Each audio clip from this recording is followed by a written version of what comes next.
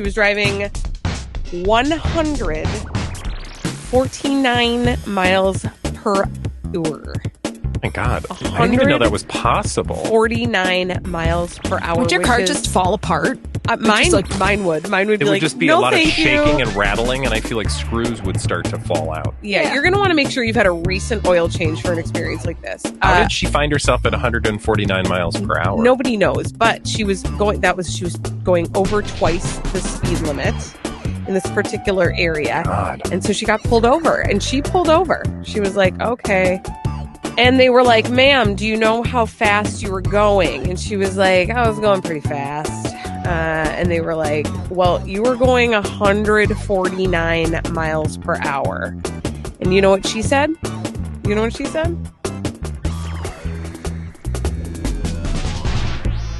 Colleen Lindstrom, Bradley Trainer. Hi. We've got some dumb people doing dumb things to tell you about. We call them crazy, stupid idiots. Because the world is full of crazy, stupid idiots. Dumb people doing dumb things repeatedly.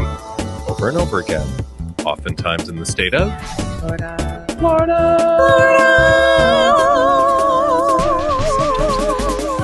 Like Florida. Oh, yeah. We're just staying right there in America's Schwanzengruber. Heyo. And we're going to talk about a 34-year-old mother by the name of Edith Riddle.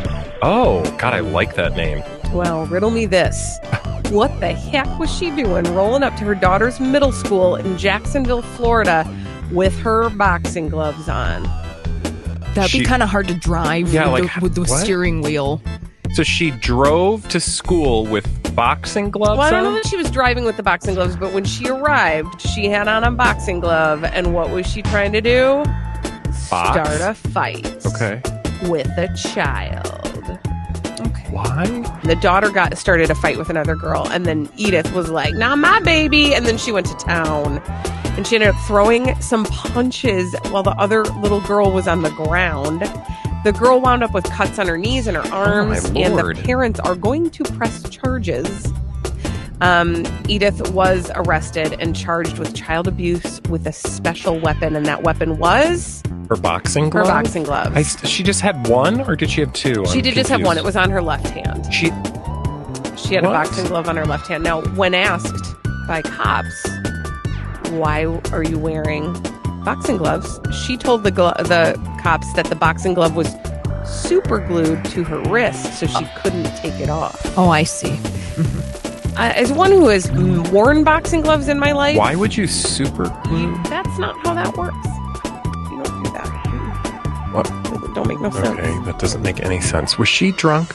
I don't know. Good question. I also know somebody with the last name Riddle, so now I'm going to have to, off the air, find out if that person is related, because that would be awkward. We do have a mug shot. Have you taken it doesn't look familiar, but again, okay, could be a relation. Yeah, you never know.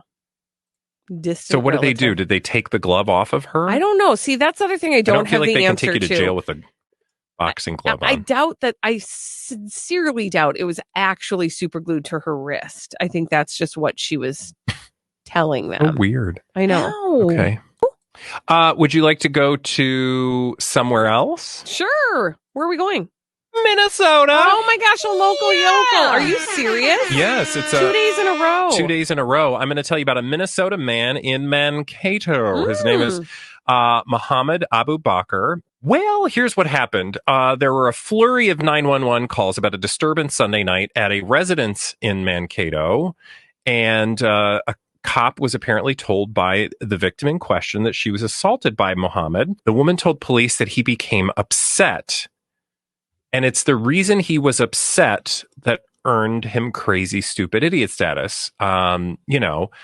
Taking out your frustrations on a human person, a human being, is not a good idea. No, but it's also pretty common and not really crazy, stupid idiot worthy. Right. So, it's garden variety for this segment. Yes. So he ended up throwing her to the ground and swiping money from her in the melee.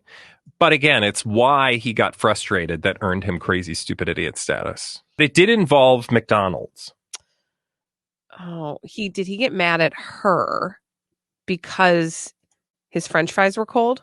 No, although that's understandable. I mean, not violence, but cold French fries would be a cause of frustration. Was the McFlurry machine not working? McFlurry machine, no. It was not a McFlurry situation. What had happened was he had ordered a particular item. She did not get him said item and got him a quarter pounder instead of a Big Mac. Oh, well, you can't do that. No, but you know what? All you need you? is some Thousand Island dressing. You can just make Big Mac that thing. I don't know what the difference between a quarter pounder and a Big Mac is. 2 all beef patties, special sauce, lettuce, cheese, pickles, onions on a sesame seed bun. That's a Big Mac? That's a Big Mac. But what's a quarter pounder? It's just a quarter pound of beef with some cheese, if it's a quarter pounder with cheese, and you don't get the lettuce, but you get the pickle, and you don't get the onions, and you don't get the special sauce. It's just like a garden variety. It's a big cheeseburger, but it's a quarter pounder rather than just a cheeseburger. Okay. Beef. Wow, I have learned a lot. You're welcome. So he did have a beef with her. Heyo. Because she didn't get him the Big Mac. Now, she was not content to be thrown about the room and have her money taken without a response. And in fact, the victim in this particular case got back at her perpetrator by spraying him with what they thought was a can of mace. Ooh. Unfortunately, it was not mace that she sprayed at him. Was it Easy Cheese? No, it's not. Okay. That would probably be enjoyable. It was hornet spray. Ooh, so that feels real chemically and it might burn a lot. I know, and I feel like poisonous. Yeah, I don't know. Good. God. Anyway, he fled the home, was subsequently arrested, charged with a bunch of stuff, and he also had some marijuana on him. So no wonder he wanted the Big Mac. Oh, I do understand being hangry. It's where you channel the hanger. That is a measure of your character. As one who has frequented McDonald's in the greater Mankato area, I'm desperate to know. Do you even know where it is? I don't know. Well, where Mankato is? Yeah, I know where. The McDonald's. That's what I'm trying to. One? There's many in Mankato. Mankato's a bigger city than you think in your mind. It's a college town, right? Yeah. It's a university town. Oh, excuse me. Yeah, because I went to the college town of St. Peter, which is about 10 minutes north of Mankato. Got it. Isn't that also where Laura Ingalls Wilder lived? Well, no, okay. I'm going to just really quickly, I'm going to give you a little Mankato education. Holly. It's okay. Mankato is the biggest city closest to Walnut Grove, which is by car, not very far away. By wagon, probably took a couple days. Yeah. So Mankato, you hear about Mankato a lot in Laura Ingalls Wilder, but if you really want to get to know Mankato, you will read the Betsy Tacy books, which were huge when I was a kid. They're similar era, maybe a little bit later than Little House on the Prairie. And it's the real life story of Maud Hart Lovelace, who wrote the books, and she and her friends, Betsy Tacy and Tib, who all lived in this area of a city called Deep Valley, but it really is Mankato. And you can actually go to Betsy and Tacy's house. Wow, I just learned a lot. I know. And it's super cool. I've done it with my daughter. If you read the books, it's super fun to go visit the homes and see the sites that you read about in the book. Thank you. Is there a McDonald's? There's so many McDonald's. In the series? No. Betsy Tacy liked a Big Mac? Betsy and Tacy Go to McDonald's is not actually one of the series. Oh, that's not canon. Sorry about that. It's not canon. Yeah, Thank it's you, fan Holly. fiction. Somebody's written a lot of... Oh, actually. Good idea. For our last story, we're going to Kansas. We're going to Kansas. And we're going to meet a gal who was in the Overland Park area of Kansas. Okay. On Sunday, and she was driving real fast. She was driving 149 miles per hour. My God, I didn't even know that was possible. 49 miles per hour. Would your car just fall apart? Mine would. Mine would be like, it would just be a lot of shaking and rattling, and I feel like screws would start to fall out. Yeah. You're going to want to make sure you've had a recent oil change for an experience like this. How did she find herself at 149 miles per hour? Nobody knows, but she was going over twice the speed limit in this particular area. God. And so she got pulled over, and she pulled over. She was like, okay. And they were like, ma'am, do you know how fast you were going? And she was like, I was going pretty fast. And they were like, well, you were going 149 miles per hour. And you know what she said? She said, well, when I looked down at the speedometer, it said I was only going 128 miles per hour. That's your defense, ma'am? That's the best she could do in the moment. Also illegal. Yeah.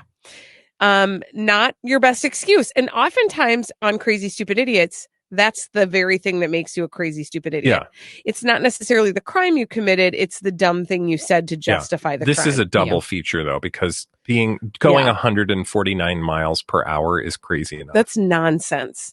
But I looked down and it only said I was going 128. Honey, it doesn't matter. You still broke the law. I was going to say, I feel like, like the fine schedule is probably like anything over 125 is $1,000 million. Right. Like there's not going to be a difference between 125 and 149. Yeah, you're correct. She did get a ticket. No word on how much it was for, but I am desperate to know. I just feel like I would lose control of my vehicle, even if my car was like still able to function at that speed. Like that's why there are limits. Like a fly hits the windshield. Oh, yeah. And you're just going to get distracted for 2 seconds. Yes. Oh, my God. Think about what would happen if you sneezed.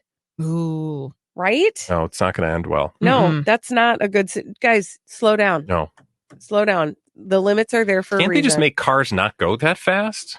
Well, one would think. Like, what is the purpose of that? That's a good question. Yeah. Why does a minivan need to go over, I'm going to say 80. I'm going to say 85. I'm going to say 90. I'm going to say 100. Okay. Why does anything need to go over 100 miles per hour? I'm not saying I've done it. I feel like we're learning a lot about your driving habits. I'm not saying I've done it. I'm just saying. She's on the parkway at 98 miles an hour. No, but I'm not going to say it. What? There are some signs on the parkway that want you to go 15 miles per hour. Yeah, that's the new thing, right? I'm just saying there are some signs that are requesting that you go 15 miles per hour. It's not happening. I am saying that there is a request out there. And I'm saying nothing more than that. When we come back on the Colleen and Bradley show, but mind the laws. Mind the laws. Follow the rules. Laws. That's the thing. When we come back on the Colleen and Bradley show, we're going to play a game. That game is called The Throwback. Live. We'll do that after this on myTalk 107.1. Nothing but good times getting up with Jason and Alexis. Heinz is mashing things up. They're mashing up sauces. Sometimes I just do this on my own. I'll mix some ranch and some hot sauce. Well, they're going to do it for us, and they're going to call it Hanch. Hanch. That's my uncle's name. Hanch. Uncle Hanch. It is. Well, that was fun. Thanks for watching. Don't forget to hit like and subscribe. That's all, folks.